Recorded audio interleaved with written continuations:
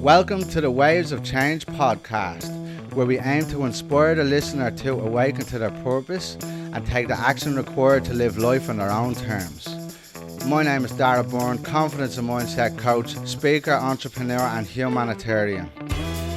I will be sitting down with creators from all walks of life who grew through the waves of change in their lives to be making the impact in the world they are today.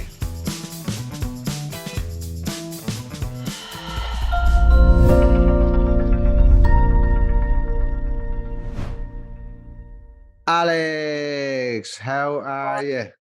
Thank you very much for coming. I'm good. I'm really good. Thank you very much for coming on to the show. Alex is an incredible young woman from Ballyfermot who I was hugely inspired by when we met at a rave in Bali. Yeah. At the Fected in Bali. Alex is a yoga instructor and she's just completed her yoga teaching training and she has brought it back to her home community of Ballyfermot. Alex, thank you for taking the time and thank you for coming on to the show. No problem. How are you doing today? Good, yeah, how are you? I'm good. Are you nervous? Oh, all right. My mum was in the house and I was like, I'm going to have to give me a car because you're going to be earwigging. I said, you'll have to wait until you can watch it yourself. So I didn't want her disturbing us. Just coming in and butting into it. Yeah. So we're just going to start off with, we obviously know Ballyfermot, but what life was like for you growing up, Alex? Yeah, like it wasn't, like when I think, like when I was a child, I thought I was having the best time ever, you know, like, yeah, you want for nothing, everything. But when you look back, you know, there was like struggles. Like you look back and you go, oh God, like things were hard, like for the family, everyone, like the majority of the families have been on drugs, like, but at the time you wouldn't have known. But when you look back, you can see it. You know what I mean? But like as a child, you know something's not right. But as I said, I feel like in certain areas and stuff like that, mums and dads like tend to overcompensate. You know, when like, you know, Christmas birthdays were always real big and stuff like that. But at the time, like I know my dad would be slagging me, like, you know, because he's in recovery and he'd just be saying, you thought I was the best dad ever. And I'd be laughing, like, and I was bleeding up to all sorts. But yeah, like I wanted for nothing, but like it wasn't easy in these areas. Do you know what I mean? Yeah, like, yeah. God, getting up, going to the dancing and stuff and all. Like when I was younger, like I wasn't made go. I just got up and done them things, you know. Like, and you think like I was lucky enough that I had that up and go in me, but like there'd be kids from these areas that would have absolutely nothing, like, and wouldn't have that opportunity to get the five or somewhere to go to the dancing, and you pity them, you know, when you think about it, like. Yeah, 100%. And so you started dancing at a young age? Yeah, I started going to majorettes first and dancing. But as I said, I was just going myself, you know, because there was definitely no one in our house sending us out the door. Like it was like, do you need money? Yeah, grand, see you later. Like you just had to be home by a certain time. Like, you know what I mean? It's hard to different now. Like old school as a Dublin, kid. yeah. Yeah. Yeah, now as everyone's, because there's phones, isn't it, as well? That the beauty of not having a phone back in the day was it left you to be adventurous and fucking do what you 100%. wanted, but also on the other side of that, nobody could get a hold of you if they wanted you and they No. couldn't see it in the field or whatever. Yeah, exactly. I remember being small, walking home from school. I was primary school, and I made my way to my granddad's, and no one was in. So then I made my way up to Cherry Orchards, the other side of Ballyfermot, and no one was in my nanny's either. And I just played out on the road. And there was a search party out for me. They were going from house to house. They were ringing the phone calls, and I was like, it wasn't that big of a deal, though, you know, compared to now. You think of a child primary school making their way home from the middle of Ballyfermot to Cherry Orchard, it'd be like, you'd be ringing me. Ulta for him. Yeah, that's mental. It feels like there's a lot of that over. I mean, even back in the day when you're in the pub and that, or even not even in the pub, when your teeth are gone, kids get whiskey on the soda and all of that. And Oh yeah, back then, it was brand new. Now you'd get arrested. Yeah. My nanny probably still do that to one of the kids now, to be fair. The whiskey. Keeping the tradition alive. And Yeah. so where did you go to school and all of that? I went to school in Ballyfermot. Yeah, I went to school in Ballyfermot, and I'm still friends with all the girls from school. They were great. I had a basketball coach, so he's on the ads and stuff now for the whiskey in Dublin. But he was like, you know, you have someone from when you're younger that just fucking, I don't know, like he just kept you on the straight and narrow. I had the same basketball coach. He was brilliant. He was an American guy that came into Air Skills and like Ballyfermot, like, and he was my coach from primary school right up to sixth year. And when I just think about being in school, he's the first person that pops into my head. You know, he was the one, like, well, I was just blessed to have him, you know, in the school like that, like, because it was just like, it was a rough area, like, and the kids, like, we got by, like, we're a good group of kids. And yeah, as I got older and we were in secondary school and stuff, like, some of the kids in the school, like, well, most of us, like, I would be looking back saying, how did them teachers teach us? You know, when you think back how bold you were in the skills, but obviously you're just lashing out because I don't know. It was just things are probably shit at home, but like, yeah, skill was grand. Yeah, I wish I could go back. You know, when you're younger, when people say now, when you're younger, people will be saying you wish you were back in skill, and you'd be like, yeah, right, get me out of here. But no, you do. You really, I miss skill terrible. I do, but skill now was good. I got through it. And then after that, I went to dance college in England. I got into dance college in England, and that was tough because I had never even boiled an egg before. And I got sent, I went to everyone in the house, like, are you sure you want to go? And I was like, yeah, no, I want to go, I want to go. And I was in the middle of England, never had even boiled a potato, but yeah, I got there. Don't know how. Brilliant. And here, what did you do over there? What type of dancing and learning? So it was full-time training to be a professional dancer. Um, yeah, it was full-time training. So it was like 6 in the morning to 6 every day, dancing, just ballet into jazz into tap, all of just every day. And then just near the end of me first year, I slipped a disc in my back, so I had to stop. That was tough because Oh, that was putting all my eggs into one basket, you know. And that's what I wanted to do. Like, hadn't done anything else, hadn't went to college for anything else, so came home then after that, and that's when I started doing yoga. so how long did you spend in college in England? And how many So I was potatoes actually, did you boil?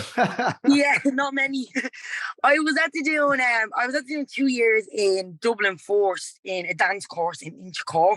It's kind of like it's not on the same level as the ones in England, but kind of like prepares you for full time training. So I done 2 years in Dublin, and then done certain dance exams and stuff that they'd expect you to have in England. And then I auditioned. So you had to audition. I auditioned for like 3 dance skills, and I got into that one in Cheltenham, and I was there for a year.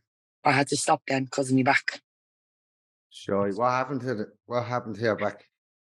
I Hmm. slipped a disc, and I wouldn't mind. It wasn't even when I was dancing. I had been in a crash before I went away, and I wasn't like instant pain or anything like that. And then when I started full time training, obviously because that's intense, I started getting little niggles like in my back, and I was going to the physio.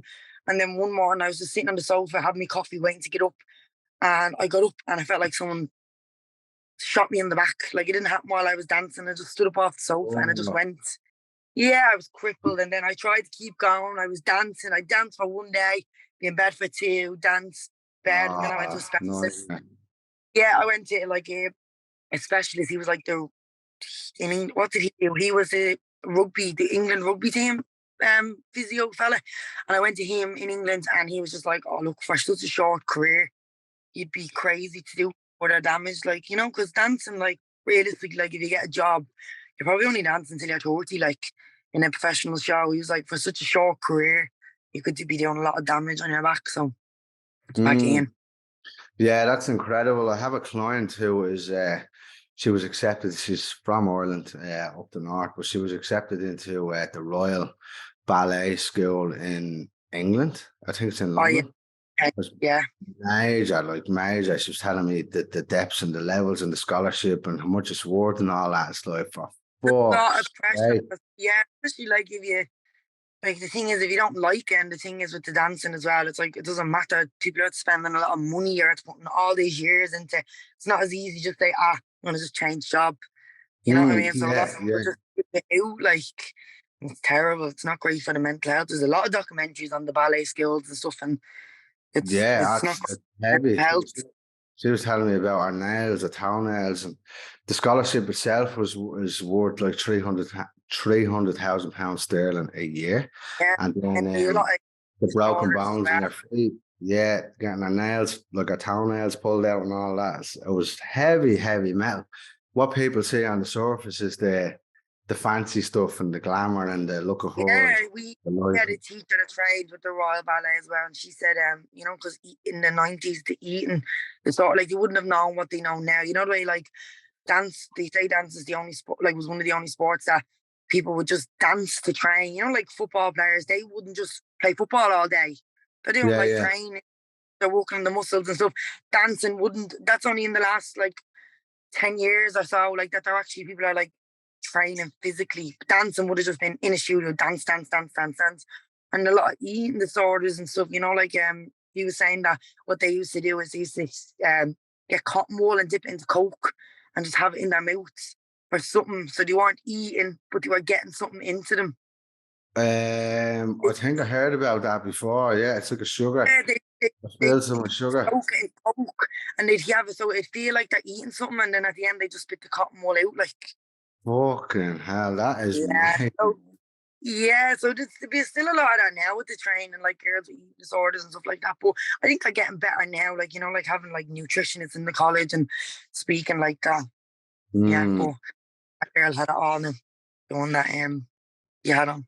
yeah, yeah. Also, what springs to mind is you're saying that my nephew Graham is a footballer as well, and I actually have friends like he's a professional, and I have friends, and they're the same, man. They've got a short career. I think it's roughly around 35, depending whether you keep getting contracts or not. But the contracts are always only a year, not a year, maybe a year is the smallest, but maybe 2, maybe 4 years. But after that. But even after that, if you do make it to 35 under contract, it's like, what do you do now? Like Oh yeah, 35. where do I go? Yeah, exactly. Yeah. So here, that was you into your teenage years. How's your back now as well, by the way? You know what? It's crazy, right? Because it's since I started like I've always done yoga and I've always had the injury, and I was told like get strong, like get strong, because they said like with the dancing, it's like obviously because there's such quick movements and like changing directions and stuff, your body's not like getting a chance to strengthen, because it doesn't know what direction it's gonna go and stuff like that. So I remember the specialist had said, look, get strong, get as strong as you can, and it should be fine. Like if you once you protect it by getting the muscles around as strong. And I did. I dedicated myself to like the personal training. I was like, I was solid, like, and it was still going on me. Like it was still like at least once a year it would go. Now, when I say this would go, like this was like people don't believe until I show a picture. My pelvis basically shifts and goes offline.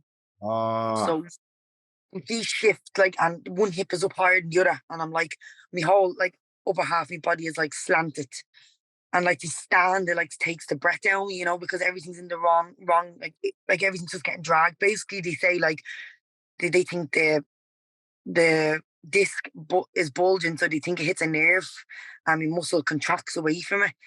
And it didn't matter what workouts I was doing. I was like strong, everything, and it'd just be nothing. I'd bend down, tie my shoelace, and it would go at least once a uh, year. And I said that would take 2 weeks to straighten back out. Like not being able to bend over, put my own shoes on. Like it was awful. And still, they just keep saying, you just need to get strong, you just need to get strong. But since doing the yoga, I'm not even joking. When I went and done that yoga course, I was terrified that it was gonna go on me, because I was like, if that goes while I'm doing the yoga, I'm screwed. Like I'm in bed, like there's nothing can do. Bali too, yeah. Yeah, there was this teacher, and he was the one that was teaching us like the physiology side of yoga and stuff like that. But he was also a physio. But his gig was like that. He done physio on people, but like kind of released emotions and stuff through the physio, like through, he found where people were holding their trauma. Yeah, yeah. That was his gig. So I said to him, I was like, "Oh, look, I'm going to need physio off you." And he's like, "Oh, don't say that." And I was like, "What does he mean?" Like, he was like, "Don't say it, don't say it." All right. And I was like, "No, but I am." I was like, "This is what happens to me. My back goes." And he was like, "No, don't say it, don't say it. I don't Don't. want to know." And I was Put it like, into "What's he on about? existence. Like, what?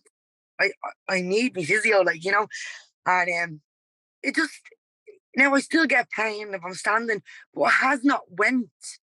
And I think it was like we were doing the course, and it was like they were talking about we were learning about pathways, like learned behaviour since we're kids, like, and like the connections that, like, that if you burn your hand off a rod, it's the same it's the same reaction as when you like get hurt, like emotionally, and they're like Mm-hmm. built ways. And basically by the end of the course, he linked like how we think are like personality, like, oh, I'm the type of person that would shout at Darragh if he told me dancing wasn't good, like we learned like that's not actually how you go on, they're just learned behaviors to pain, and he connected it to injuries.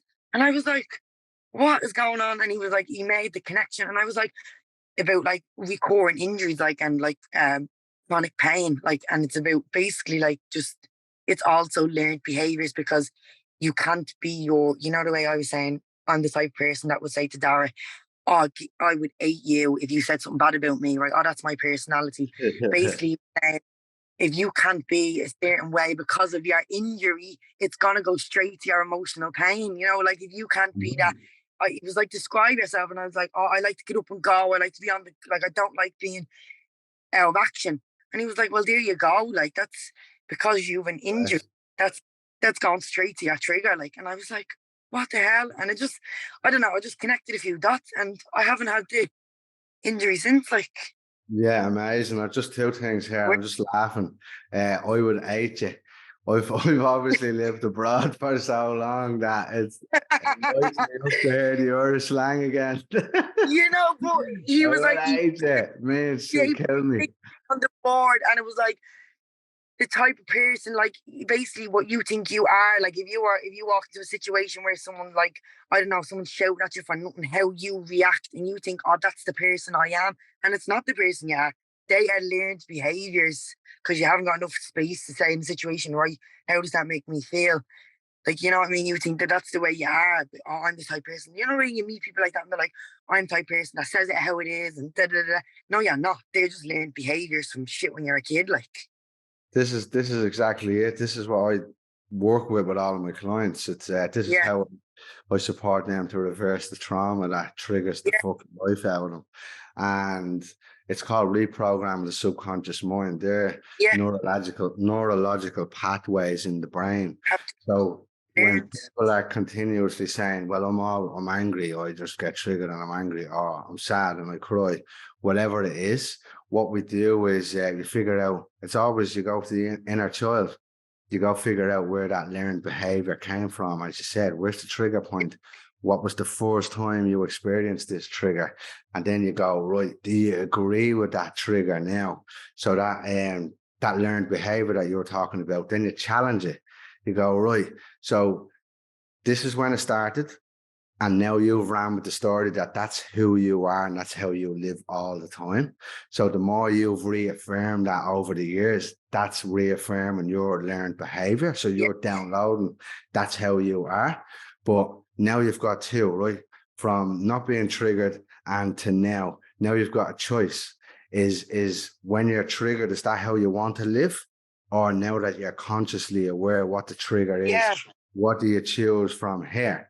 So from there, then you get to download a new program. So instead of being triggered, or the quicker I can catch that trigger is the quicker I can override it. Once you consciously choose something new, yeah, then when you're triggered, if it takes you 5 minutes, 10 minutes to calm down and go, "Oh, now I'm triggered again."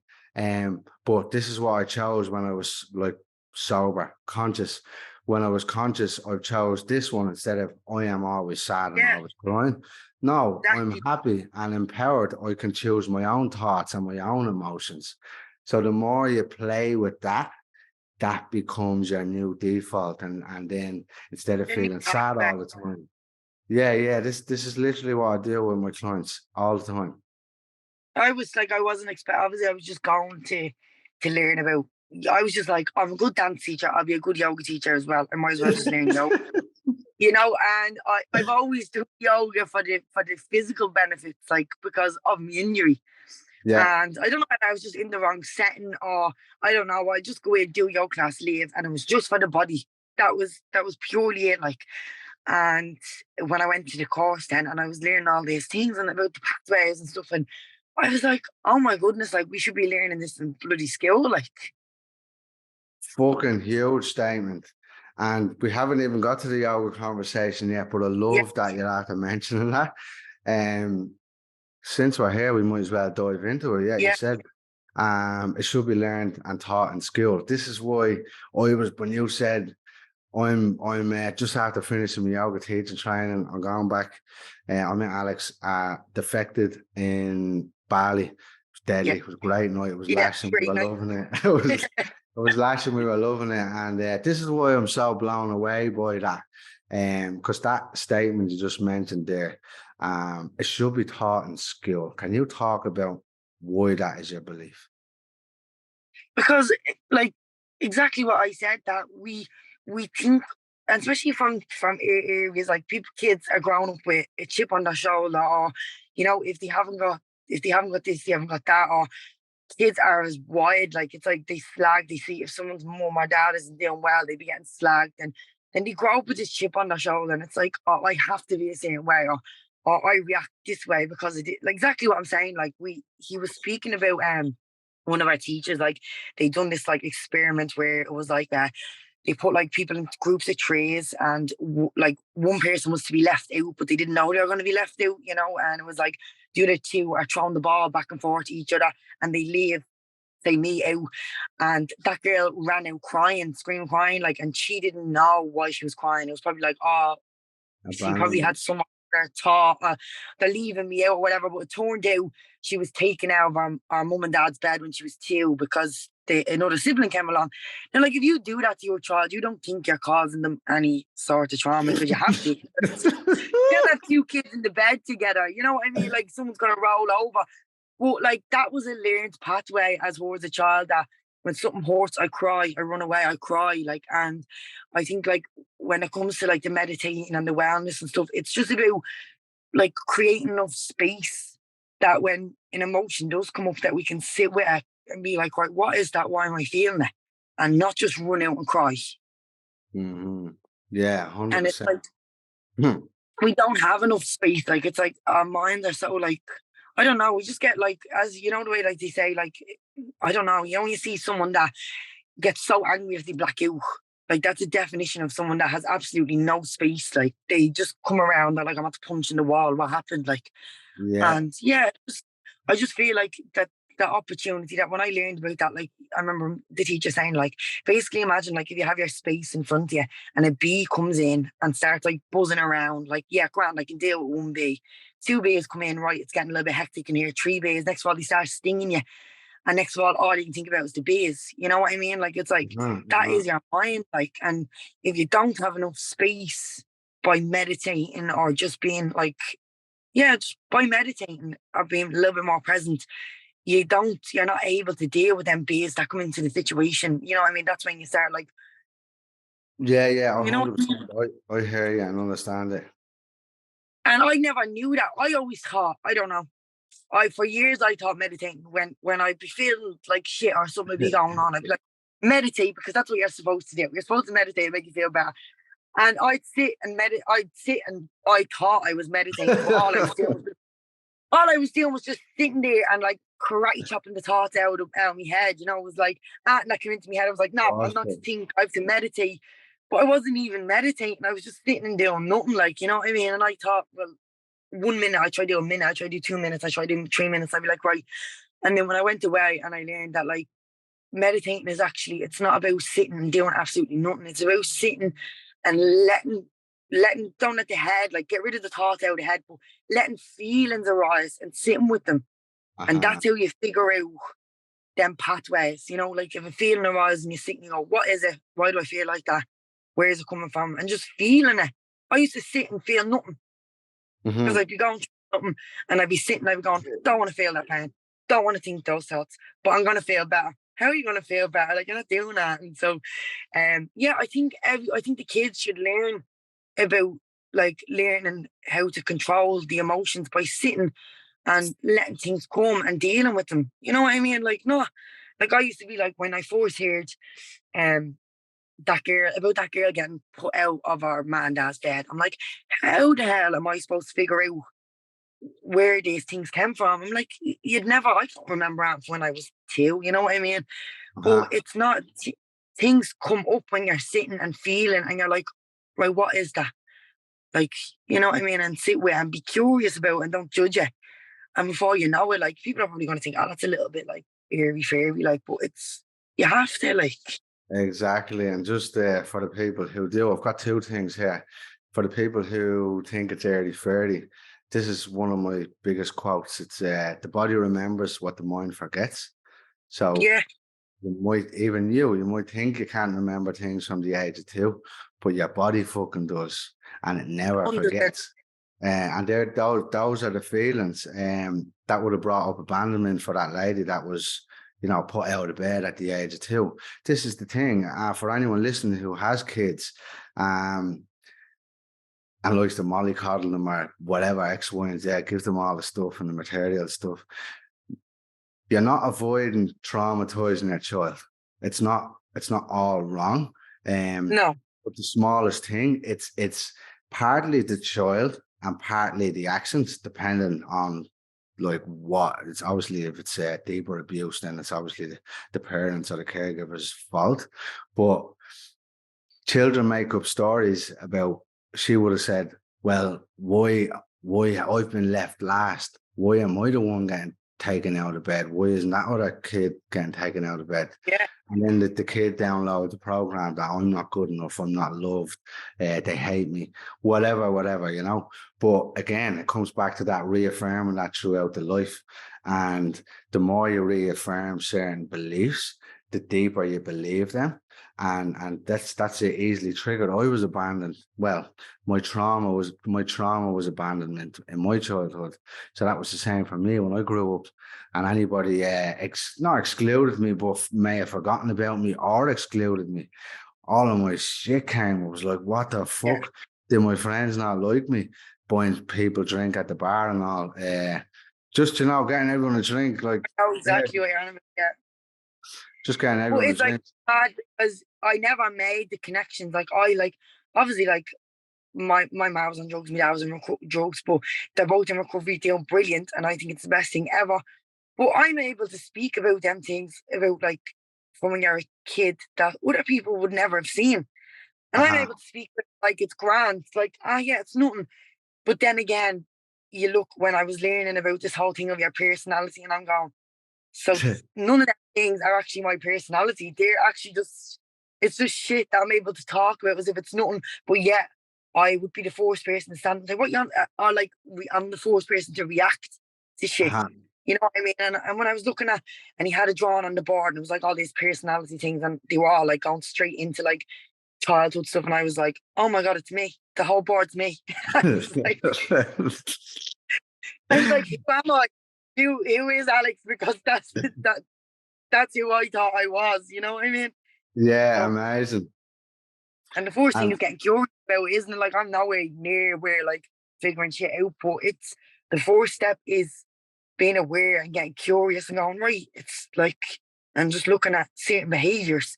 And it's like nearly like you start taking a back seat, like usually where you'd be the first person to say something, you're yeah, now sitting back and going, it's just little things are like you're starting to just get curious about. Now like I'm far opposite. from, yeah, I'm far from having to figure it out, but I'm definitely starting to, like, sit back where I'd usually react and let the feeling arise and go, why would I have usually said that there? You know what I mean? I'd be usually the first person saying, "No, hang on a minute," or da da da da, da, and now you're just starting to sit back or and look, or like sending your friends a message, like when, as you said, like if you're getting left out or something, you'd be the first person to say, tell someone about themselves. You know, like this kind of Uh-huh. behavior, and it's like you can't carry on like that. They're not. It's not your job to do them things, and you're the one that's only going to be sitting shit, feeling shit after you do it. You know, so it's just learning those kind of like them Yeah. behaviors, and I think kids need to be aware of it.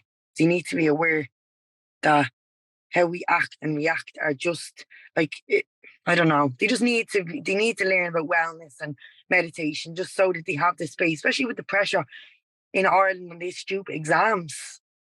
You know, like Hmm. junior cert, leaving cert, like kids they are under massive pressure. So I just feel like if there was someone in the schools just speaking about wellness or doing a little bit of yoga, which I'd love to do, like when once I get the finish me hours for the kids yoga, I'd like to just go to the schools and say, look, I'm from this area, I'd love to give it to you because I think it could go a long way in these areas. Like, Huge, man. That's why I was moved. My heart was literally exploding, and yeah, I loved all of that. That's what it's like. It's like, what I recognize is the age of people healing are getting younger. This is like yeah, the great awakening. And what age are you again? I'm 28. 28. I think I was around 30, what, 30, 31 when I started reading all of these. Well, I was younger, but when I started actually doing the work, I was 31. But now I'm working with kids that are like 14, call them teenagers. But then for you, like you're bringing it even lower, and then it's Ballyfermot. I'm from York Street in town. It's what I see is the age is getting younger, and if kids are equipped with this level of awareness um, from that young age, like, could you imagine the difference around Dublin and Yeah, Ballyfermot like and like, our areas? yeah, but they don't. That's the thing. Like in these areas, like the kids like have like it's tough for them. It's so tough. Like when you think like you're like, oh geez, when I have a child, like I hope I don't have a boy because they're all doing this. Or then you're like, oh dear, like it's just you just hope though that you're doing a good enough job and that you're able to speak to them about these things and being like in an environment where they learn about these things from a young age. And it's just I just think it's sad that people don't know about it. People Hmm. like it's I just think it's crazy that's not that they know about it, they're sitting on it, but yet they don't put it into the skills. Hmm. Yes, there you go. They're sitting on it, and that's literally why I decided to become a coach. 2 days in a workshop blew my heart open, brought back, see all of them things out of my body. It's called Yeah, somatic release. So things I thought I'd forgotten about from my childhood came up in a room full of 75 people. I was crying my eyes out to the point where I couldn't actually speak about experiences in my childhood. And what blew me away was that I didn't think they were affecting me. I never even thought about them. They were yeah, you'd be unconsciously able to under the think surface. about them like it was nothing. I wasn't. You No, know, I like was. I didn't even speak. Yeah, yeah, exactly. I didn't speak about them a lot. I knew they happened, but I didn't realize how deep they were ingrained in me and how much they were running my life. Because I had trust issues with my partner and all over my childhood trauma. So to witness that and to witness like there was like heavy, heavy. There was like my hand on my heart here. There was some women talking about being molested by their fathers, by their uncles, and it was really deep and powerful. But on the other side of that weekend, I couldn't my own transformation, including everybody else's. I couldn't believe how the people were that walked in, including me, and how they were when they walked out 2 days yeah, later. yeah, Like the transformation, I was like, what the fuck just happened there? And why are my friends committing suicide? Why are some members of my family committing suicide? Why are men in general? Like, why does the world not have access to this type of information and this type of work? And I was like, well, yeah, if anyone's gonna hear it, they'll hear it from one of their own. And that was it. That was why I decided to be change career to a life coach. yeah. It's absolutely crazy that I just I don't know. It just makes you think, doesn't it? That they're like, why are they sitting on something that could help people's well-being, help people's heads, help them deal with situations? Like, I There's think no it's money crazy. in the cure. Yeah, no, there's not. There's not exactly. But yeah, I just hope that I can get a little group of kids and into the skills, maybe play as gods, and yeah, just even adults. So even the girls that are coming to me class, like it's just I just want them to like, I always found like I'd be going to yoga and I just didn't connect with the people in the yoga classes. I don't know whether it was the area, we going to posh areas paying 22 quid for a yoga class and you just weren't connecting with them, and I'm just hoping that like the girls or the women that come, they're like, oh, she's from Ballyfermot, she's probably had it, I don't know, probably had a rough or whatever, like a little bit more, like I can connect with people a little bit more. You know what I mean? 100%, I hope. Alex. It's genuinely, it's my superpower in my work. And I know for a fact it'll be the same for you.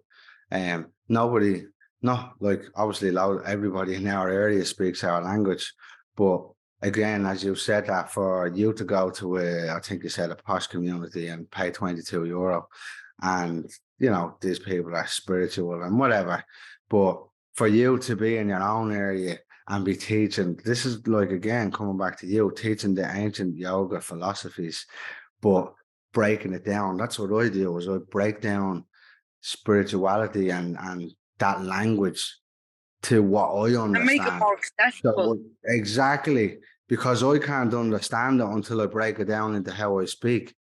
And when I know like when I know how to understand it from how I speak, then when I pass it on, people understand that. So a lot Yeah, of them think that they're chatting to their mate, which they are. We're exactly. all mates.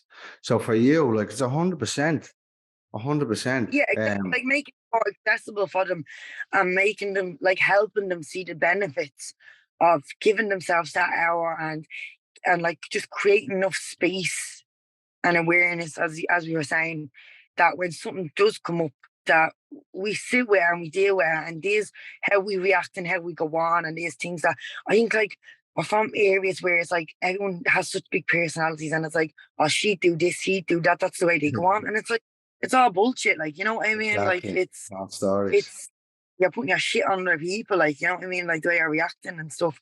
And I just like, even other people are like, oh geez, you're coming home a lot calmer and stuff, and I'm like, it's really like you start taking a back seat and you're watching things and you're watching how Yes. people react, and you're like, why is that bothering them? You start like, or you see someone losing the head and you're like, oh Jesus, like, and it's only when you start like taking a step back and you go, God, we were all like we were all fucked up, like, you know what I mean? Like, and when you start watching how people react and hearing people speak certain things, and you're like, why is that? I just feel bad for you that bothers you, or like that you feel the need to say them things. But I was there, I done it. I was the first person to say things, react certain ways, and it's like, it's just all you're doing was damaging yourself. Like, Yes. like Billy and Jack don't care what you think about them. You know what I mean? And you're the one Mhm. sitting there full of hate. Like, so Yes, yes, exactly. Two things there. Holding hatred for somebody else is like you drinking poison and expecting them to die. That's not how it works. And the same, another thing is said there about other people and the comments and stuff like that. And you see, this is also a thing where people latch on to their learned behavior, which is going to bring me all the way back to a question I have from a few minutes ago. But when people's perception of you, and the more they reaffirm that perception in you, it's like, one, is a true reflection of them, and two, people, when they hear that, they live up to it. Like, let's say somebody said, oh, this Darragh, he's mad, or he's a great dancer, or whatever. My ego is attached to that. It's like, oh, I need to show them that I'm a great dancer, or I need to do something mad so they know that I'm mad. yeah, Do you know what I mean? And it's the same for everyone, especially kids who are impressionable, well, teenagers at a young age. They want to live up to somebody else's projection, and bringing it back 100%. to learned behavior. The more they live up to somebody else's projection, they get locked into that behavior, and then it becomes Yeah, the learned pathway, as you explained. So coming back to you, right? Something you said ages ago in regards to you were on the board. It was like the whole board was you. And it was like, you were like, who the fuck am And he I? actually said, Well, you know, he actually said to me, he was like, if someone met you in a bar, Alex, how do you describe yourself? And I was like, oh, well, I'm 28. And he was like, yeah, but you aren't. I'm 28. I'm fun. No, he was asking us, and he was like, yeah, but you weren't always 28. You weren't always a dance teacher. You know, who are you? And I was, I thought I knew, but now I don't. But, you know, like, and basically saying, like, there's something in you, like, you're like, something in you that's been there since a child. There's something there that hasn't been affected by all the shit. That's who you are, not these things of like, I'm society, 28, styles. this. And like, when he had the board up, basically it was like he had it up like layers, nearly like an onion, like, and the very outer layer was like aggressive, whatever your personality, what you think your personality traits are. And he was like, or like, what's the other word? Like the victim, you know, it depends what your personality tone, what type of person you are.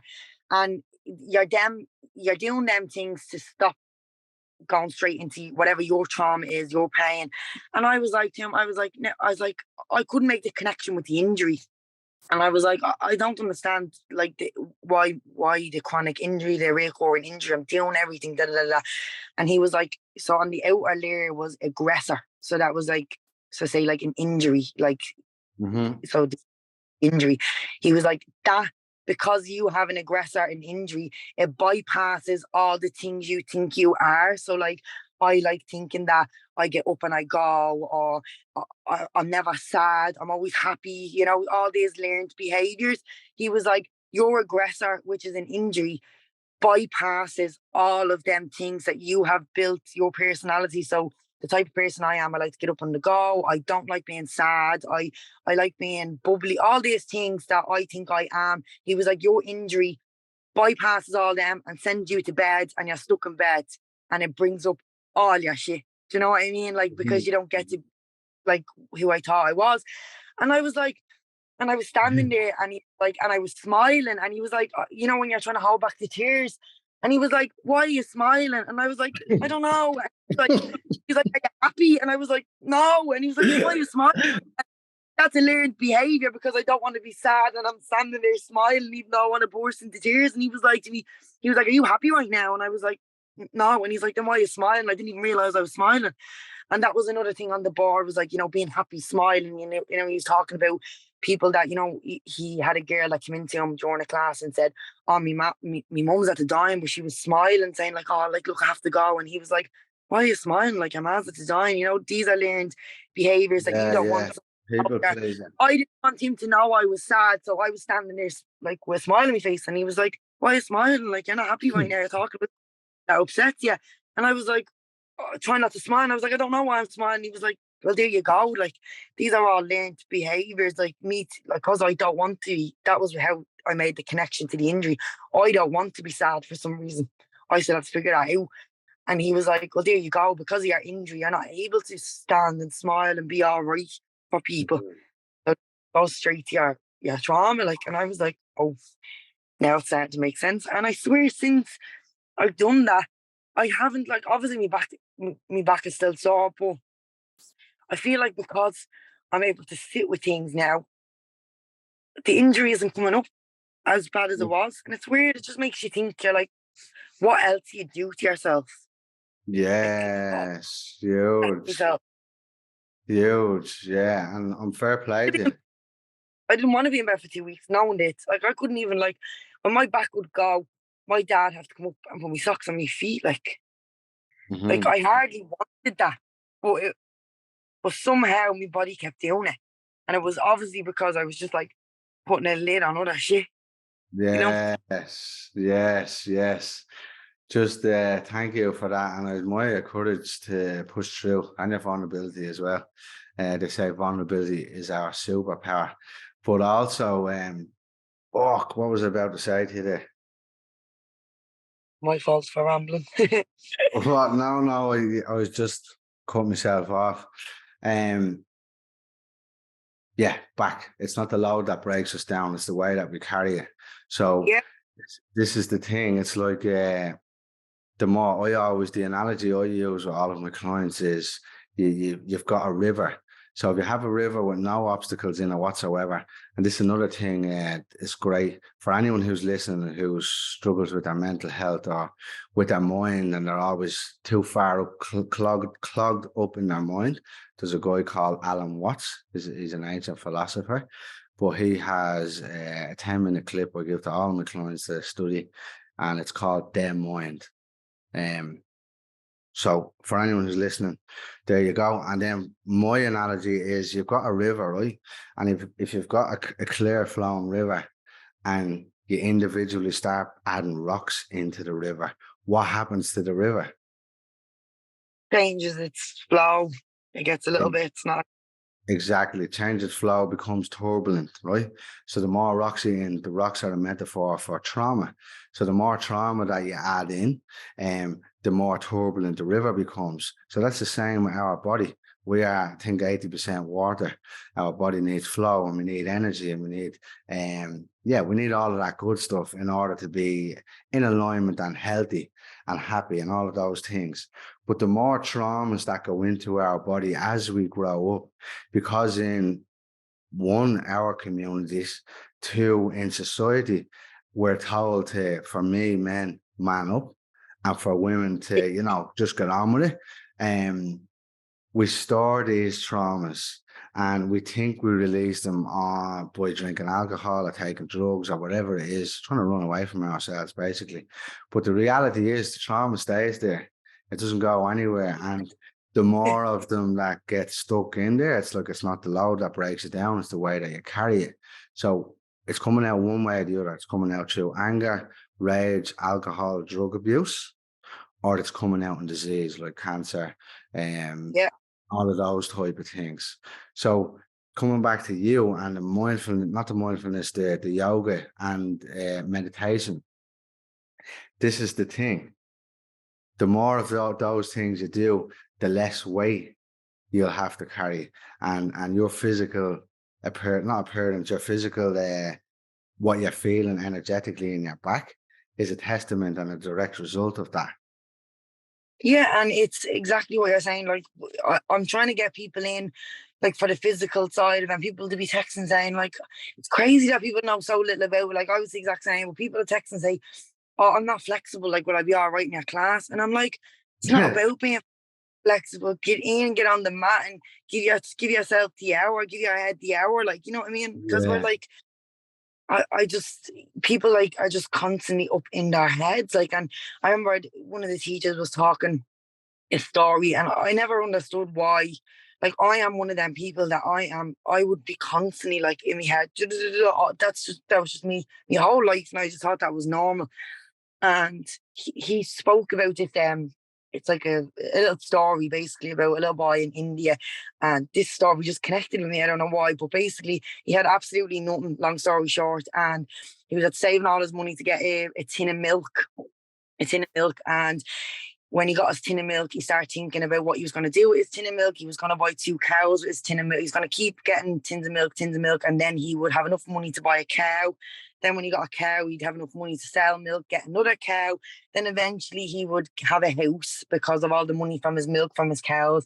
And then he'd have 2 kids, have a beautiful wife, and one of his kids would be real bold, and he'd be chasing one of his kids. And while he was thinking of all this, he knocked the tin of milk over and his milk, and all them things in his head just went down the drain because the milk was gone. Like, he wasn't going to be able to sell it. And basically the teacher was like, he was up in his head thinking of all this because the present was painful. Like, when his present was painful, he had nothing. He had a tin of milk. He had nothing else. And it was like he was up in his head like that because his present was painful. It wasn't a nice situation. And I was like, there you go. Like, that's why our heads, like, depending on your situation, you can be worse up in your head, like, but like thinking, oh, well, everything will be grand if this and this and this and this and this. And that's still not dealing with anything, you know what I mean? So you can sit in your head and imagine everything's going to be great and have this lovely little life up in your head, but it's still not. Your head might not be always, what I'm trying to say is your head might not be always like bad thoughts and bad things. You might be sitting there thinking of, but if you're not giving your head that space, you're not dealing with the shit that's around you and how you're feeling, you know what I mean? I was like, that's why I'm always up in my head. Do you know what I mean? Because Mm. I don't want to sit with what's here. Sit with whatever not even your present situation, but I mean like whatever is arising in the present, whatever like feelings. If you're trying to ignore that, it'll just see that's how you just end up in your head. Like, and you just need to.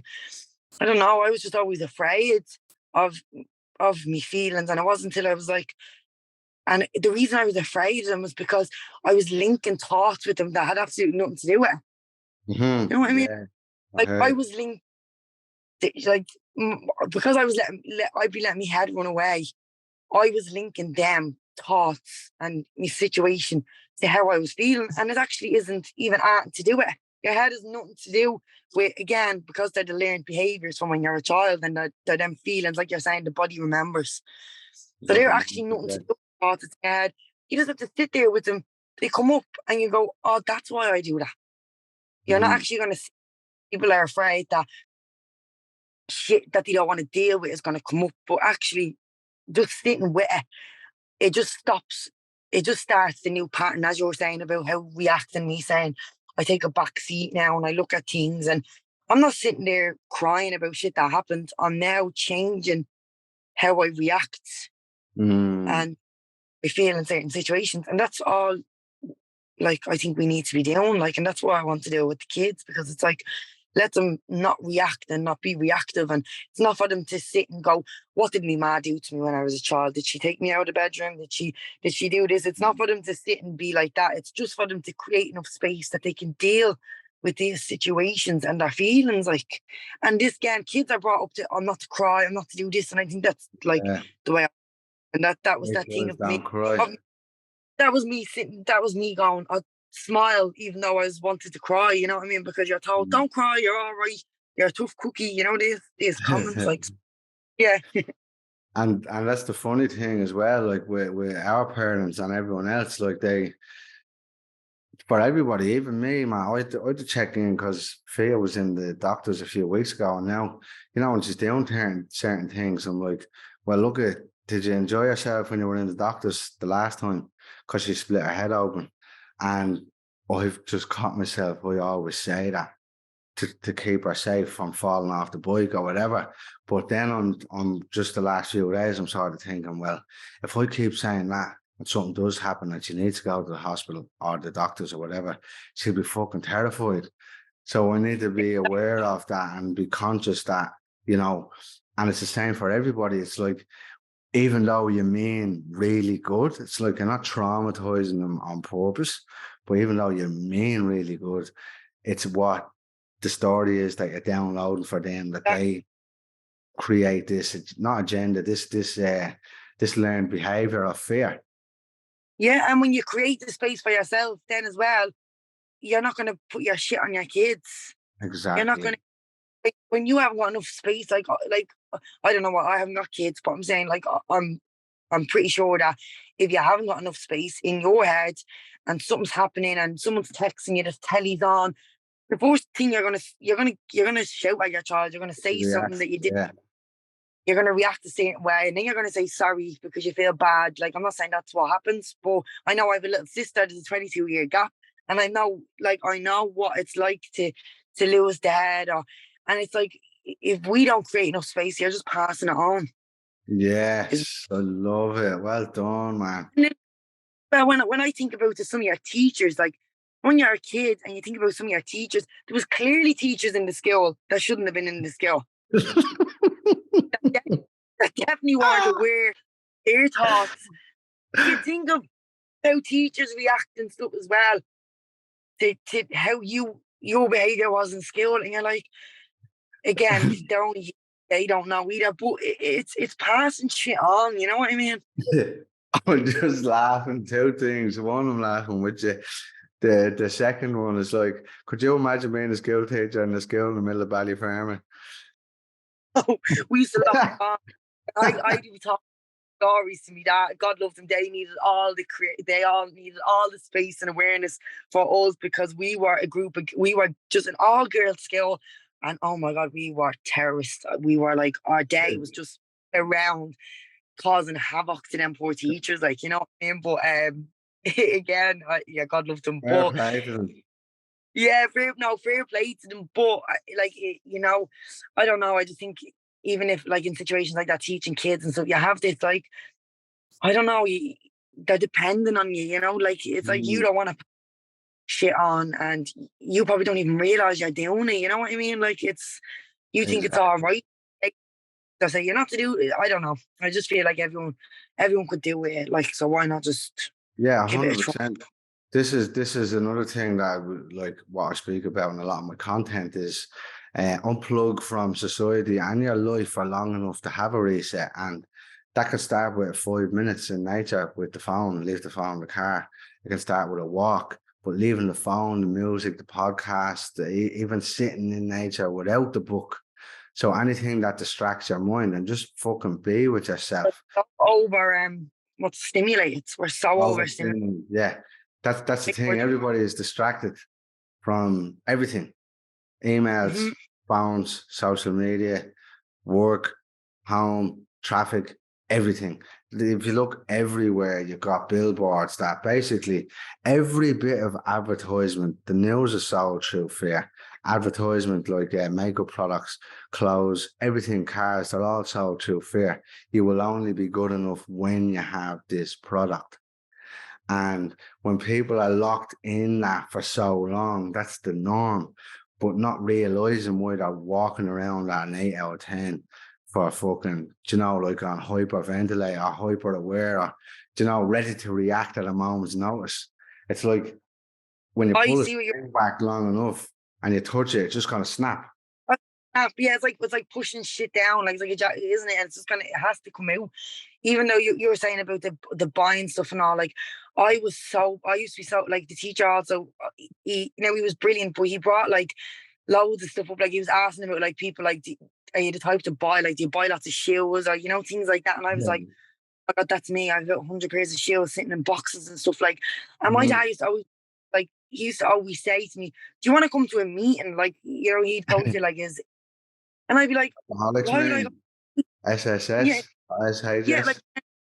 stuff like that. And I'd be like, why would I be going to that? And he was like, you have to remember, addiction doesn't run through your family. It gallops, Alex. He was like, and you doing it in other like chocolate. Like I would just be obsessing over shit. Like, do you know what I mean? And like that, like in your head, you'd be saying, oh, everything will be all right once I have them shoes. That's basically the way my brain would be. Yes, there you Everything go. like everything was on to the next thing. It was like, I'll be grand. That outfit will be nice when I have them shoes. Or like, and basically it was like, my life will be made once I have that. Grand, I'll have that. And I was constantly like that. Uh-huh. And I didn't even, I'm not taking drugs. I'm not doing this. What's wrong? Like, and it's like, no, it's not correct. Yeah, like, That's huge, Alex, man. And I'm just gonna focus on that for a second. Um, the donkey and the carrot is what comes to mind. It's always, yeah, always the next thing. monkey When you get to mind, yeah. dress, so that comes as well. The monkey mind, that also comes back to not being present in the moment. Because when you're getting the dress, it's like, right, I have the dress That's now. It's what cute, my so head you're got. not really enjoying the fucking dress. You're already on to the next thing. And then it's when you get those things, then it's the event, whatever you got them for. And that's unfortunately what a lot of people are plugged into in society. And it's not what it's fault. Well, it is people's fault. It's not the people like us. It's these marketing companies and the people who control the world because they know that's how you sell stuff. It's true fair. You'll only be good enough when you have this product. Um, but coming back to you, choosing when did you decide to do the yoga teaching training? I had wanted to do that a couple of years, way before COVID. I had wanted to do the yoga, and it was purely, as I said, Yoga. All the way from the farmer. purely because I was a good dance teacher. I was good with the kids, and I always knew I wanted to do my own stuff. And I was like, well, with the dancing, obviously, it's only in the evening. Teaching the dancing Mm. is only. So I was like, I'm never going to be in an office. Like I'm not an office type of person, or but I need something else. So that was the only reason I wanted to teach yoga. again, purely superficial. It was just as a job. I'm good at teaching. I like moving my body. And that was the only reason I wanted to do it. I never ever thought it would. I knew, like, when I see people talking about meditation, to me and to somewhere I'm from, they'd be a hippie. You know what I mean? We'd class them as Exactly. tree huggers, this kind of Yeah, we do that as well. yeah, that's what we would class them as. So and because it's this called whole persona of all walking around barefooted, this kind of thing. And Yeah, yeah. it's not like it's nothing like that. And then when COVID happened, I didn't the course. I couldn't do the course. And then after COVID, I paid my deposit, and I went then in October, just gone, when I met yourself. And I never expected to learn, and that's why I want to. I want to not even dumb it down, but I want to say to people, look, all it is just you're doing this just to create a space and awareness, just to notice certain behaviors. You know what I mean? And how you act and how you react and how you take things and how you think, or even like, things like when I'd be on, like, say with your boyfriend or whatever, like grabbing your phone and being like, why aren't they texting back? And and with friends like that. And now it's like when you want to do that now, like I have enough space that I go, right, why do I want to do that? What is Yeah, that feeling that I love grab me it. and send a message? Now I'm nowhere near enlightened or having everything all figured out, but the first step is starting to get curious about Mm. and stuff like that. So I'm hoping I can do that with people. Yeah, that's amazing. So many wisdom nuggets there. Exactly. It's no longer reactive, it's more awareness. Before awareness, curiosity, and then decision making, as opposed to fuck him, he hasn't messaged me back. What's going on here? And we're 5 minutes later after sending a message already on the phone saying, what's the fucking story with you? We have to move him to Spain or something. And you forget that other people are humans and you can't put your shit on them. Like someone else, like, could be just getting their hair cut, could be just in the toilet, and all of a sudden you're up to that. You're Yeah, like, now your ears, and it's like, boy, I you're in the flood. toilet. Like, you know what I mean? Like, what is that? That's at the horizon. And for years, you'd be like, no, you're in this like kind of situation where it's like, no, they should be able to text you back. It's been an hour, or no, your friend should be the type to tell you that she can't ring you, or she can't go here with you. But everyone is just human, and that's just your shit.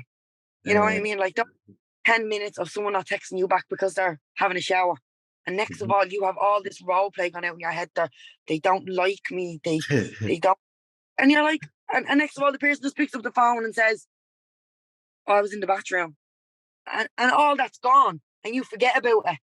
And you're uh-huh. like, no, what was that? You need to be like, what was that? What was that rage? What was that hurt? Like, Mm. you need to. That was my life. That was my life. I obviously live abroad the last 15 years, but I've a lot of mates in Crumlin, and I live next to Grafton Street. So whenever I was home in Mars, and they would go down to Grafton Street and not ring me, because you just go down Grafton Street, get food and have ice cream, whatever, just have the chats.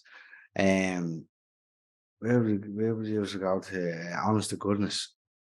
But if they didn't ring me and I knew they were down there, I'd see Instagram and be like, what the fuck is going on here? And all of a sudden, yeah, oh, they don't want to hang around me. They don't like me. You know, all this triggered response, the fear, the Yeah. worry, the panic, like what's going on? Taking things personally. And then you ring them and say, what's the story? It's like, oh, fuck, we forgot about you. Yeah, we're down here. I'll see you in a minute. Yeah, like, do you know what I mean? So you're thinking about all of this in a hyperbleed Hulk brain, running amok and sad or angry or whatever it is, and then all of a sudden they're like, "Yeah, brand new, just come down." Yeah, forgot. Sorry. So you, Holding them, and then you're just forgetting about how you just felt until the next time it comes up, and that's not. exactly. This is what I support my clients to get rid of completely. So there's no next time. The next time it's an awareness. Ah, I used to react like that because for me, even because I didn't live in the country, it's like, oh, we didn't even know. Like we forgot you were here, type of thing. It's not. Oh, Snoop lives down here. We go down ring him. we bounce into town and we go for a walk and Oh do well, it. we don't like Yeah, him, none of that. exactly, We go exactly. But then again, that's what I do. Like, it's the connecting. It's trying to disconnect. The whole point of the meditating is trying to disconnect the mind, because they're like, you would be automatically going. They're at the purpose. Your head's going. They're purposely not texting me back. They're da da da da da da. Da. And all you need to do is just calm the mind and go, right, what's that feeling? Nothing to do with them leaving you out. And you know what I mean? Like, you automatically, whatever's going through your brain, like da da da, you assume that that's where the feeling's coming from, and it's not. That's it. No, I Exactly. What's the first experience connected to that? That'll give you your answer straight away. mean, it's going da da da da, and you think you're angry because they didn't ring you. You're not. You're angry because of something else from years ago. It's nothing to do with them not ringing you. You know what That's I mean? another thing. Yeah, 100%. That's another thing as well. Is if you're triggered by a situation, yes, that might have started it, but the trigger belongs to you. It's for everybody. It's an invitation. We all like to blame everybody. I still do it. I still do it. We all like to blame everybody else. But if something's triggered you and you feel it, depending as well, 99% of the time, but the trigger lies with you. So get curious with that trigger. Why am I feeling like this, instead of blaming everybody else?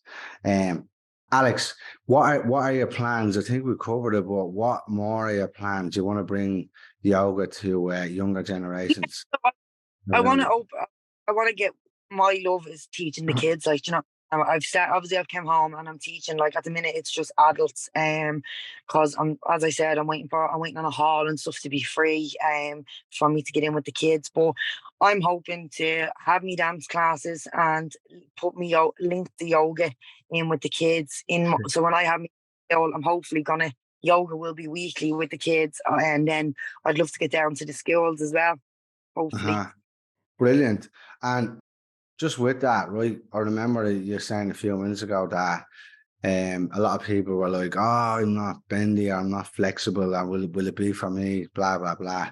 Can you invite the listener and me into what they were like after? So the people who questioned it, and after the 4 sessions, probably the third or fourth session at this stage, what is their relationship, and how do they think about yoga now? Yeah, like, they seem to be absolutely loving it. I feel like I'm at to open a door. Well, I hope that I'm at to open a door to people that, like, just to get, I'm saying to them at the minute, like, just come in and get out of the head for an hour. You know what I mean? Mhm. And I'm slow. I'm hoping that I get. Yeah, and I'm hoping to get to the stage where we speak a little bit more about meditation, like the chat we're having about having space and awareness. But they're like I love watching them come and get on the mat, and how light they are after, you know what I mean? And they're just full of praise. They're like, they can't thank me enough for the class. And like, one of the girls, like, I have a girl that comes to the yoga, and she says, she was like to me, she texted me after, she was like, I'm like, I'm crying the whole way home, Alex. She said, what's going on? Like, Yes, and that's I said that I says we done a lot of, like, hip openers and stuff like that, and we done inversions. So, like, they send the energy down, and they are kind of holding is usually like around your hips and stuff like that. And she was like, Alex, I'm crying the whole way home.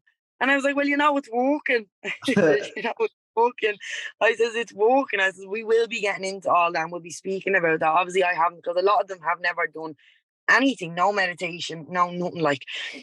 So I just said to her, I was like, yeah, well, it's working. She's like, no, I can't thank you enough. Like, it's really helping me with the, like, she's going through her own shit or whatever. But when she texts me that, usually people will be like, oh God, you don't want, I'm from, like, teaching the kids dancing. You don't want any kids leaving crying. Like, do you know what I mean? That's in the dance yeah, yeah. skills. It's like, oh, leave a smile on their face. This is the place I've been working for. That was the motto. You have to leave with a smile on their face. They have to go out Yeah, and tell mommy and time.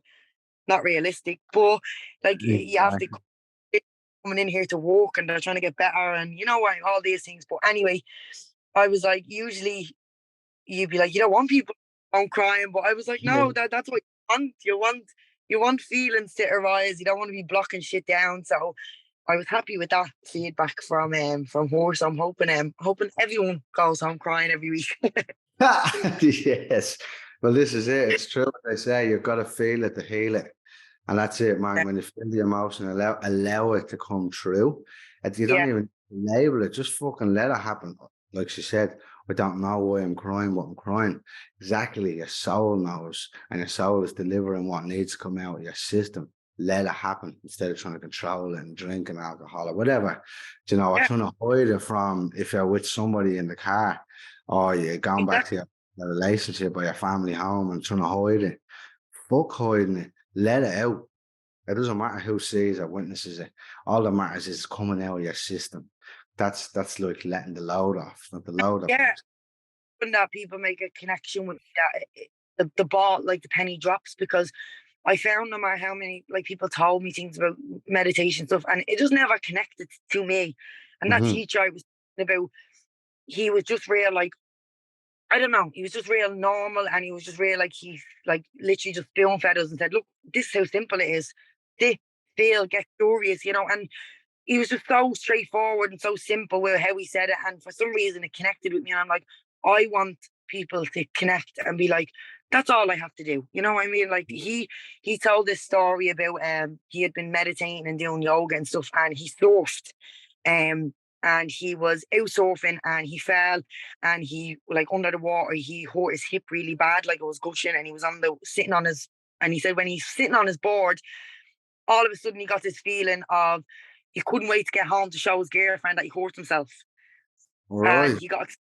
and he was like, because I had been creating this space and meditating, he was like, I sat and goes, why am I looking forward to showing me missus me cut? Like, that's not right. Like, you know what I mean? I'm excited. Like, I'm in bits here. Like, why am I excited?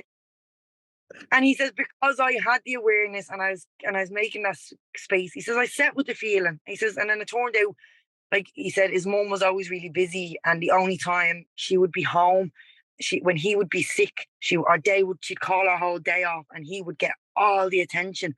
And she Uh, was yeah. he realized in that moment in all his past relationships that he liked being the victim and is getting looked after and da da da da. And he was like, I would never have clicked that if I didn't create the space and awareness to sit with a feeling that I was Mhm. getting. Like, I fell, hurt myself, and the first thing I wanted to do was fly home to the missus and show her so I could get this Yeah. attention. I was like, and when you dumb it down, not dumb it down, but when you put it down like that, and you're like, yeah, it's just about getting curious, not reacting to a feeling and going, I can't wait to ring my boyfriend, or I'm gonna ring him and go mad that he's not at the answer. And like, you know what I mean? It's when you stop doing them things and just sit, you're gonna What like be a better. what is the trigger? Yeah, exactly. Just to highlight it as well. What Alex is saying is if he just got on the board, got out of the water, back on the board, and went straight into the beach and went home, that's his autopilot. It's like fight or flight, and that's flight. You're flying home. You're going straight back to get nurtured by your wife or your ma in that case. But instead, he sat on the board and said, right, why do I want to run home straight away? What is that? And then you connect it to the first experience. When did it start? And when did it happen first? So that's a huge and powerful story. Coming back to you and your Connecting with him, mate, like not connecting, but someone just putting it real straightforward like that. I'm like, I want to go home and tell people, or like help kids obviously as well, but adults as well, like just to say to them, like, look, that's not how you are, and that's what I want to do with yoga anyway. I'm gonna eventually get there with them, hopefully, be able to have these chats and stuff with them and just help them, yeah, not be so reactive and stuff like that, because it's needed, isn't it? Yeah, 100%. And that's another thing that you're saying as well is people think that spirituality and yoga and will it be able for this ancient yogic philosophy and all of it, when in reality it's just life. It's real Yeah, life. It's not learned religion. It's spirituality is you. Yoga is you. Like it's not an ancient fucking thing that has been made up that like you worship Buddha, you worship Allah, you worship fucking Jesus Christ and excuse the French with the that, but no, it is. And as I said about people saying to me, I'm not flexible. I'm like, you know what I mean? Like people having like it's nothing to do with that. Absolutely furthest thing from that. You don't have, mhm. you could come in, sit on your mat and do nothing for the Yeah, whole so hour. yin yoga is mostly lying still, isn't it? Yeah, so yin is like so I do vinyasa, like I teach vinyasa hatha, so that's like one breath per movement and stuff like that. It's like connecting the breath. Yin is like yin is really good. So yin is like holding. It's about London. getting finding your discomfort, getting comfortable in the discomfort. And I think Uh-huh. that's a real thing to bring into normal. Like the yin is really good for normal life things. It's fine. It's getting comfortable in the discomfort. You know what I mean? Uh-huh. And easing the mind, holding the pose, but it's all lying down, holding the pose, finding your edge. That's what they say. It's about finding your edge and sitting with it, calming the mind, and just trying to sit there with the discomfort. Like, and that's life, isn't it? Yeah, 100%, man. Uh, And that it, instead of running away to the pub.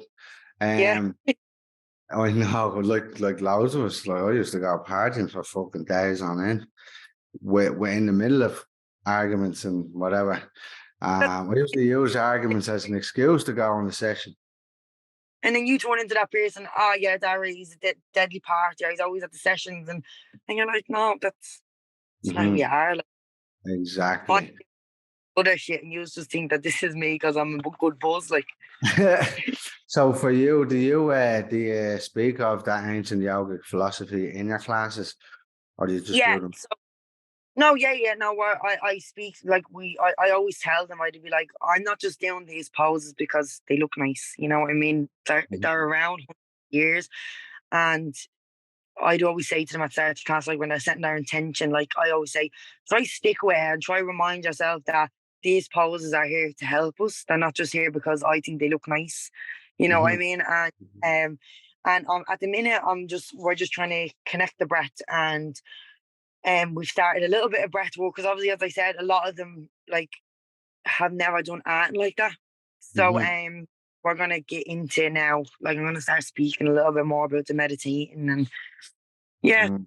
like talking about what we're talking about to them and stuff. Like I've touched on it, but some people just want to get in, get that class done and leave. And I just feel like people are getting a little bit more curious now. It's just about introducing it to them, and yeah, hopefully they'll stick around then when after I start rambling on. After it, yeah, 100%. But this is what I find. Like I've got clients who are from the country, they're from around the world. But you know the way you judge a book by its cover, because I used to slag cultures.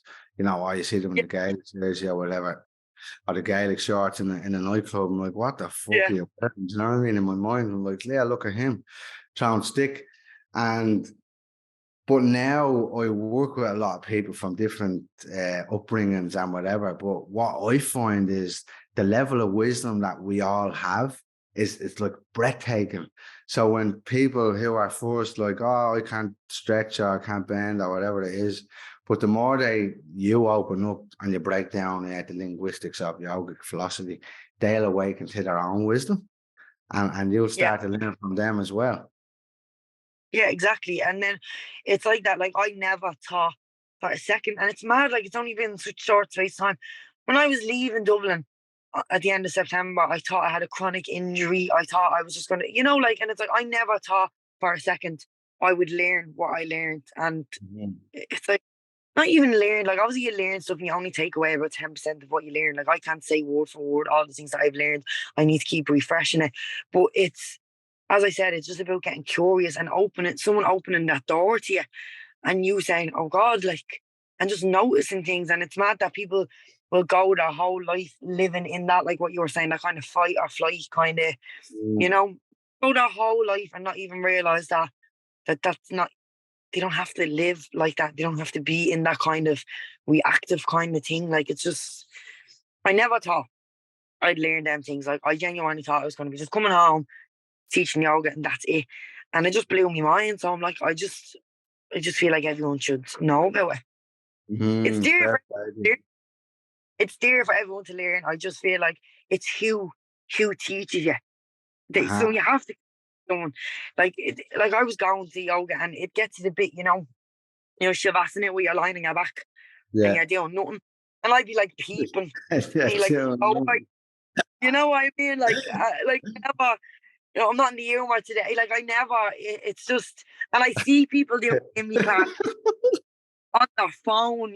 Like, and it's grand because they're learning. They don't like. like now I'm like, oh, it's the best bit of class. I lie there, I let everything go, I let my thoughts go. And to other people, it's like they're peaking and they're like on their phone lying down. And it's like, you're like, they still don't, they're not there yet, obviously. And I can't wait for them to be there and for them to be lying there and enjoying doing nothing and like calming the mind. And it, I was there not even that long ago. And I'm just like, how everything can change by just someone saying something and you just getting a little bit more aware, like. Amazing. What's next for you? Yeah, so I'm actually doing like a little wellness day on the 12th of March. The tickets actually flew out. Like I'm doing yoga, a longer yoga class, because at the minute my yoga class are only an hour, because like some people can't do an hour and a half yoga class. You know what I mean? It's a lot, like people getting rid of kids and stuff like that. So I'm doing a wellness day and we'll have like a longer yoga class. I'm going to introduce the meditation to everyone. And then I have a guy come in, he's actually a Wim Hof instructor. And Oh, he's going to brilliant. he's going to be doing some breath work with them. And we're going to be doing an ice bath. Brilliant. What's his name? Yeah. His name is Aaron Brown and he's a Wim Hof instructor. And I was put onto him by my auntie, actually done like a retreat and he done the breath work. And I was like, well, that's good, because obviously I can speak about breath work, but like it's not my Yeah, gig. Someone yeah. that's and can speak to them and stuff like that. So yeah, we're doing I hope to like run little realistic retreats there, because like I see these retreats that are like cost people hundreds and it's just to go away for a night or two, and it's not realistic, like for Mm-hmm. certain people to spend hundreds and go away for a night on a Mm-hmm. little yoga, stuff like that. Like, and my goal now is to do like little mini ones, like what I'm doing, like 4 hours long in a nice yoga class, different kind of maybe sound baths, breath work, Yes. for people like me and stuff like that, and normal people that can't get their kids minded for a night or haven't got the money to go to this fancy retreat. So that it's like not fancy, obviously, like they serve their purpose, they're really good, and if you have the money, it's you're blessed. But some people don't, Yeah, and yeah. we need, and I need longer time, obviously, for the group to learn about things. Like obviously, I'm Mm-hmm. doing the weekly yoga class, so I want to do these like little retreats, probably one every 2 months or every month, that they learn new things like that. He's going to be in talking about the breath work, and I think that all that stuff about the with the breathing into the ice and stuff, it's brilliant. Like so I want him to do. He's going to do a workshop with them, and then he's going to guide them into the water. So yeah, I think that's what I was never planning on doing that, but I think that's what I'd like to do, like going forward, like little mini realistic that people can afford, that only take a couple of hours, but they'll be able to come home or something like that breath work. Whatever they learn, they'll be able to take away, go out to Yeah. the sea, do little ice baths at home, things like that. So yeah, that's on the 12th of March. I'm really looking forward to it. Hopefully it goes well. But yeah, I'm hoping just to do little gigs like that, for people, like little like workshops and stuff, so that we Yes. can, so they have more time to like speak about things that we're speaking about, get someone in, and yeah, just spreading a little bit of wellness, isn't it? Like for Yeah, people. 100%.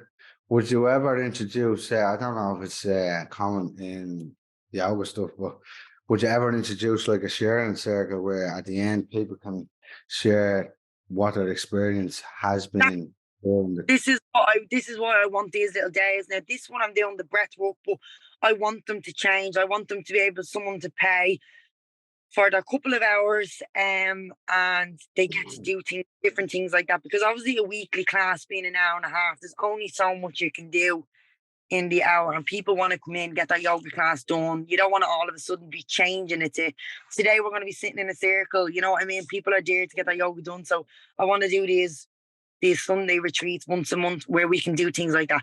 Like the next one we're going to do a sharing circle, or then the next one is sound bath. Um, just for them to get something out of it other than just the physical. Brilliant, brilliant. Alex, it's been an absolute pleasure. I could talk to you for hours. I love, and I again, in Ballyfermot, from the flats, like, what? What the fuck is going on? We're speaking about spirituality, trauma, and all know this. what the hell. If you had said at the end of September, you're going to be on a podcast talking about space and awareness, I'd have said, get out of my face, you. Get the fuck out of his face. Yeah, it's mental, and it changes quick.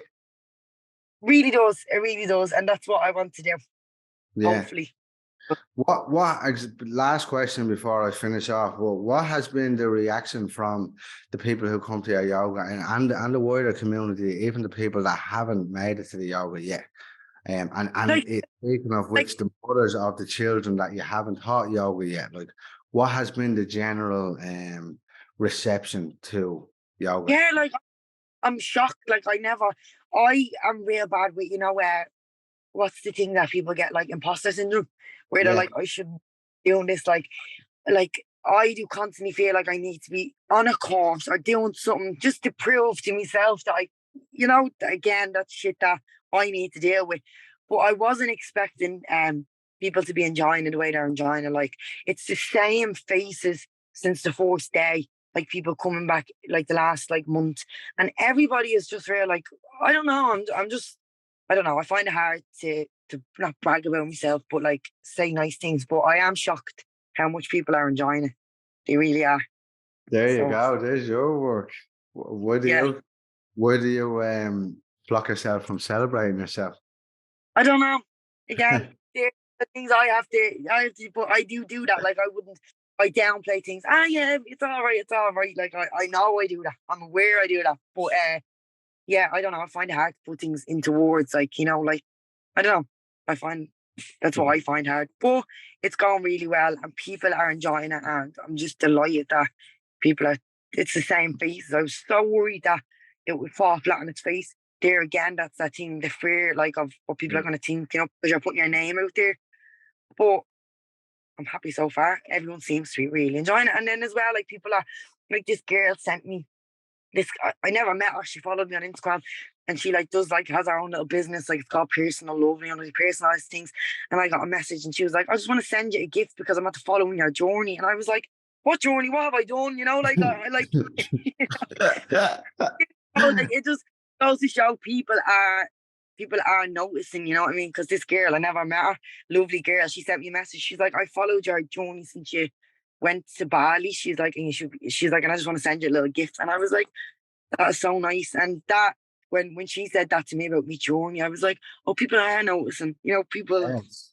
People are always watching. And I'm Yeah, glad you're celebrating your woman. I'm celebrating you for receiving that as well. But people are always watching. That's why it wasn't just about the question wasn't just about the people in your class.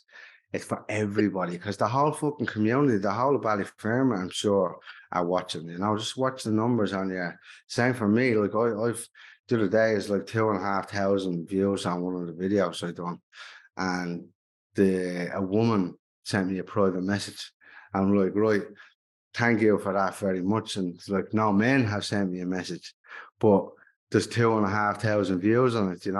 So people yeah, are watching. So whether you think you are or you're not, just know that the medicine is spreading. Just keep yeah. going. So that's why I said that when she sent me that. Excuse me.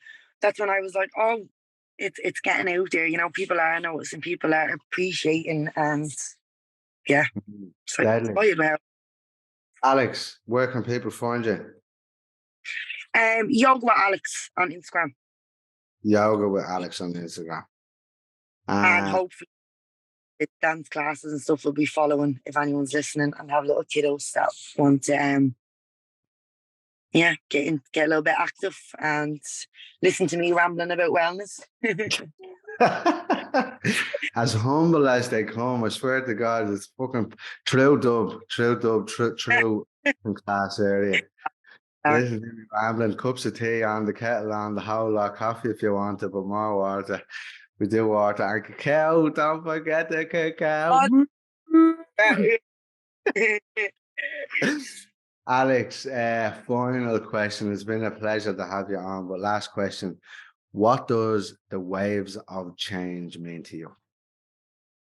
Exactly like what I've just said, like how quick everything can just shift for you. Like everything you thought you knew, like that's what, like when I hear saying the waves of connection, it's like as I said, a couple of months ago, I was a completely different person in a completely different headspace, and I went and I done that yoga, and like, yeah, how quick everything can change. And once you start making those connections and those dots and like start filling the gaps, you start noticing things, like, you know what I mean? And you become a better person yourself, feel better.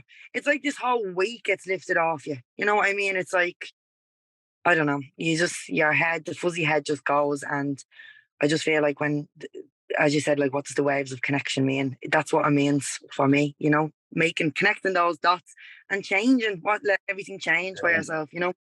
The waves that change. So Yeah, what I'm hearing from that is embracing the change in your life instead of yeah, fearing Alex, the whatever the party girl changes to Alex or yoga with Alex. yeah, Just embracing that. Once you connect the dots, start embracing it instead of fearing the change. yeah, exactly. Hmm. And I never, if you had said to me a couple of months ago, I'd be doing stuff like this. And if I'm hoping that if that hits home to someone else, that like someone that's living a certain lifestyle, that they're like, oh, I can never be that person. I can never make them connect. You can, you know what I mean? Like if it's there That's it. for you, you know. Everyone can. Everyone can. Alex, it's been a pleasure. Thank you very Thank much you, for your time. thank you, I'm delighted. I'm looking forward to watching the story unfold. I can't wait to see when the kids get into their classes and see the joy on their faces. So well done. Thank you.